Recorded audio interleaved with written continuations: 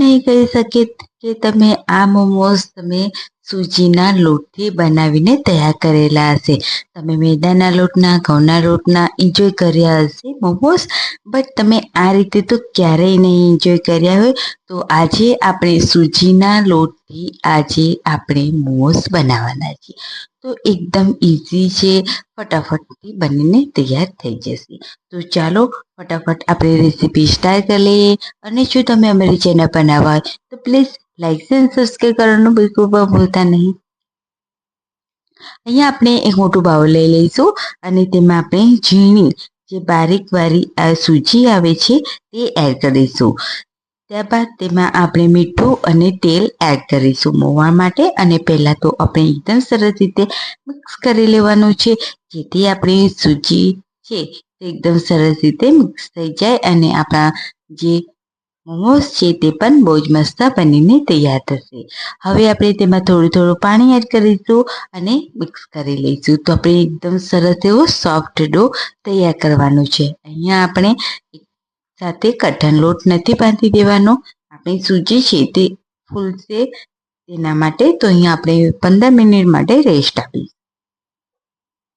હવે આપણે એક પેન લઈ લઈશું, તેમાં આપણે તેલ એડ કરીશું અને તેમાં લસણ અને આદુને એકદમ સરસ રીતે સાતળી લઈશું.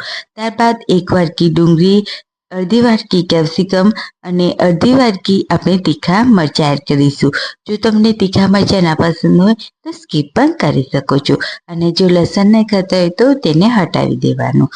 ત્યારબાદ આપણે સરસ રીતે મિક્સ કરી લઈશું અને તેને થોડું સાતળી લઈશું.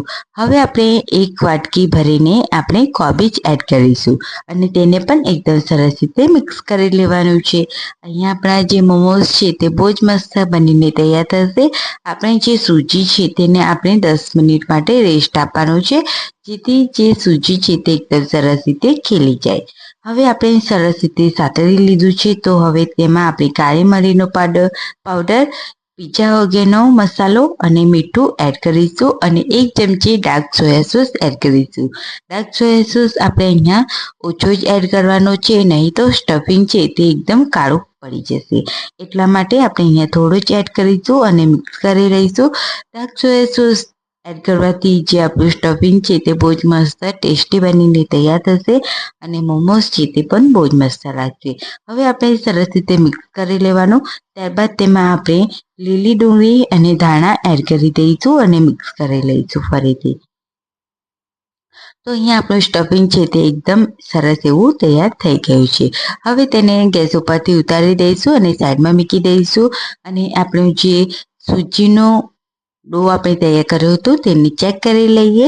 તો અહીંયા 15 મિનિટ થઈ ગઈ છે અને તમે જોઈ શકો છો બહુ જ મસ્ત આપણો ડો તૈયાર થઈ ગયો છે.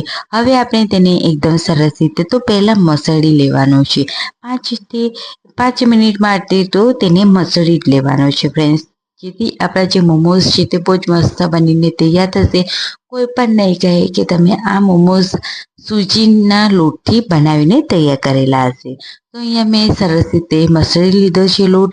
હવે આપણે તેમાંથી નાના લુવા આ રીતે પાડી લઈશું અને તેને એકદમ સરસ રીતે આપણે પૂરીનો શેપ હોય એ રીતે આપણે વણી લેવાનું છે. તમે મોટો લુવો લઈને તમે રોટલી વણી લેવાની અને તમે ગ્લાસની મદદથી પણ તમે શેપ આપી શકો છો. બટ હું આ રીતે નાના લુવા કરે અને આપણે આ રીતે પૂરી વણી લઈશું. તો તમે જોઈ શકો છો અહીંયા મેં પૂરી વણી લીધી છે. જે આપણે નોર્મલ પૂરી વણતા હોય એ સાઈઝની મેં પૂરી વણી લીધી છે અને બહુ જાડી નહીં, બહુ પાતળી નહીં, એ રીતે મેં વણીને તૈયાર કરી લીધી છે. તો આ જ રીતે આપણે બધી જ પૂરીને તૈયાર કરી લેવાની છે. હવે આપણે તેમાં સ્ટફિંગ ભરીશું. તો આપણું સ્ટફિંગ છે તે પણ એકદમ સરસ એવું ઠંડુ થઈ ગયું છે. તો અહીંયા આપણે 1 ચમચી સ્ટફિંગ ભરી લઈશું અને કિનારીઓ પર પાણી આપણે લગાવી લઈશું અને હવે આપણે તેને શેપ આપીશું. તો તમારો કોઈ પણ મનપસંદ શેપ તમને પસંદ હોય તે તમે શેપ આપી શકો છો. હું અહીંયા એક શેપ બતાવી રહી છું. એકદમ ઇઝીલી શેપ છે. બંને બાજુથી કિનારીઓને ટચ કરો, બંને બાજુથી કિનારીઓને ટચ કરો અને આ મોમોઝ છે તે તમારું બનીને તૈયાર થઈ જશે. તો એકદમ સરસ એવો એકદમ ઇઝીલી સ્ટેપ છે ફ્રેન્ડ્સ, જરૂરથી ટ્રાય કરજો. ત્યારબાદ તમે ગોલ રાઉન્ડ જે આવે છે તે પણ તમે મોમોસ બનાવીને તૈયાર કરી શકો છો.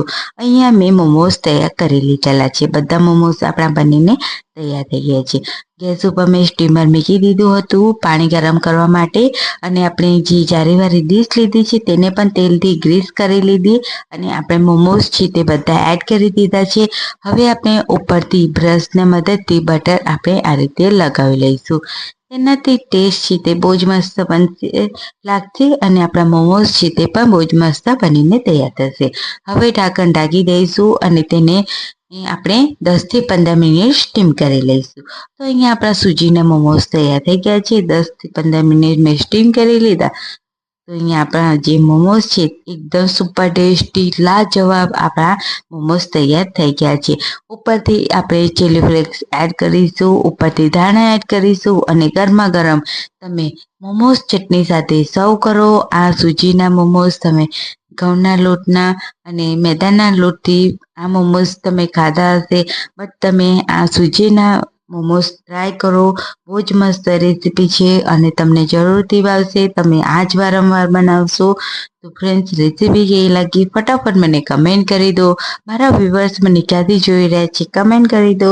તો આવી જ રેસીપી સાથે અને આવા જ અવનવા વિડીયો સાથે આવતી રેસીપીમાં મળીએ.